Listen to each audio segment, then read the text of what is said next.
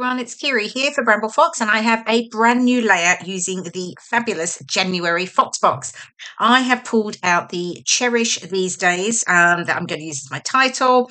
Got a couple of the other perspectives that I'm going to add, and I'm also using Paper Snips number 86 that comes with Fox Box Plus.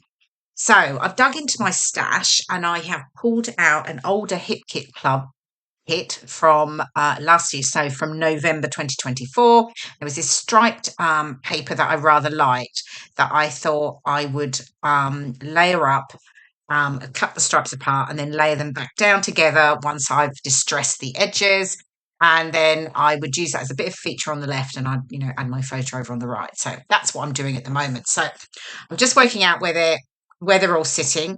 I do go a bit wrong at the moment because somehow missing one of the paler blue ones and it's not there. So I've got those pale pinky peachy colours that I've got there, but there should be another one in there. And I get to the end of the distressing and then think something's not quite right here. I haven't got enough. It's not working. Anyway, I do figure it out eventually, but yeah. So, yeah, I'm just getting them in order. Now, I had the plain stripes, obviously, that I cut apart, but I did have to add in some of these other pattern stripes just to make it fit across the 12 by 12 layout. So here we go. I've obviously got a bit of a gap. I've got one piece left over on the right, but anyway, I do get it figured out in just a moment. Here we go. So there we go, all stuck down finally. I did work it out. I think I had one of the papers I turned over and it was on the other side. So yeah. So I've got one large photo, portrait, and then I've got these 5 smaller ones. I'm just going to sort of tuck in slightly to each of the strips, just sort of cascade them down on that left side. Now, these paper snips work particularly well. The colours were great. They coordinated brilliantly with the collection. Probably one of the reasons why I picked the collection. But yeah, it was sort of perfect. So I'm just going to fussy cut out a number of the elements from the paper snips. I've got the sweater here. I do the scarf, the beanie, the mittens. I've got the typewriter here that I'm going to do as well. And I'll tell you why that works in my layout. And I think, what else do I add? Oh, there's like an open book.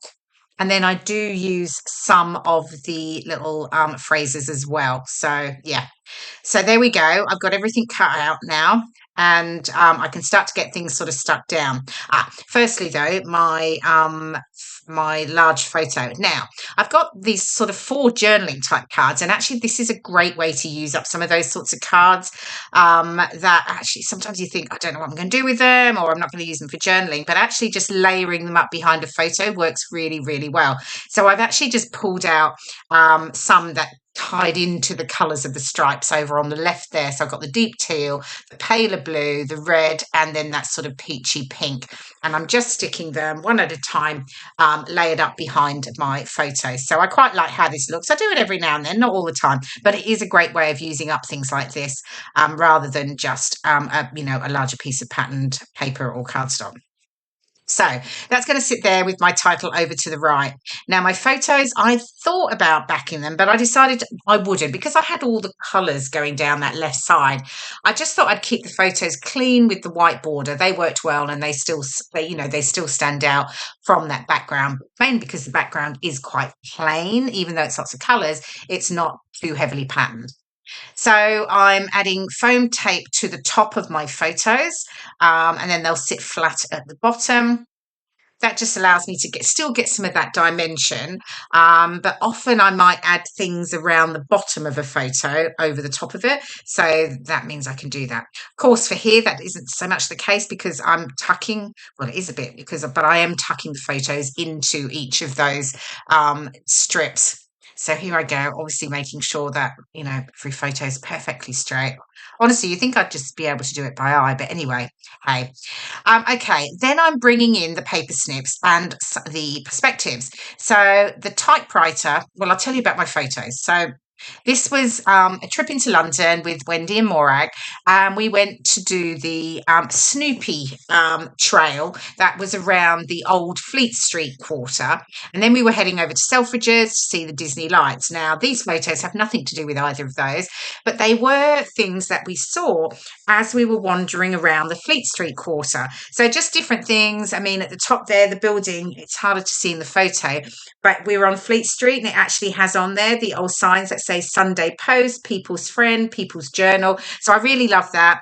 Then we've got this tiny, it was like a tiny building, the next one down, and it was called the Curators Cottage. And apparently it's like the smallest residential building in the city of London. It is really little and someone still does live there. It's sort of dwarfed by the buildings around it.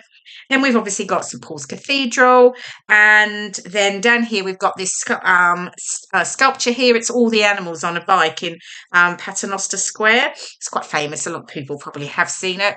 And then the very bottom is Sir John Soane's house. So all of this was around, as I say, the Fleet Street quarter when we were hunting out those Snoopy statues. So the typewriter worked particularly quite well because obviously it's Fleet Street. So I definitely knew that, I could add that in there. Hence the books as well. I thought that worked nicely. I've obviously added the hot chocolate mugs, the perspectives there, because, we're out and about and, who doesn't love a bit of a hot chocolate when you're wandering around? So then I've obviously got the sweater and the woolly bits because we're all nicely wrapped up because it is obviously, it's cold, it's winter now. And then at the bottom, I've got the mailbox. There's some puffy stickers there. So the little puffy house. And then I've added that little red lantern. That's also in the January Fox box. And then I'm just finishing off here with the little boots here that I'm just adding to the bottom of the large photo. So yeah, so I really went to town with the paper snips. I sort of created a bit of a curving, cascading design, which actually worked out quite well in the end, going and keeping definitely to that sort of tone on tone. Then I'm just adding a few little enamel stars in here, in the red, in that sort of peachy pink, and then the that soft bluey green at the top there. And then I'm almost done. I don't have too much to do. I think, what else? Other than that, my journaling, because I always add journaling, as you know. So I'll just add some journaling here, which I will do off camera. There we go. That's actually done, but if by magic, I've just got to find the date and add that on there actually.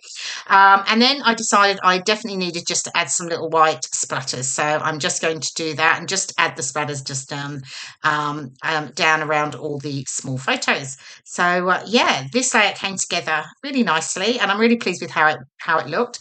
I will definitely be scrapping the Snoopy photos at some point, but yeah, these ones I thought worked really well, so I was happy with that.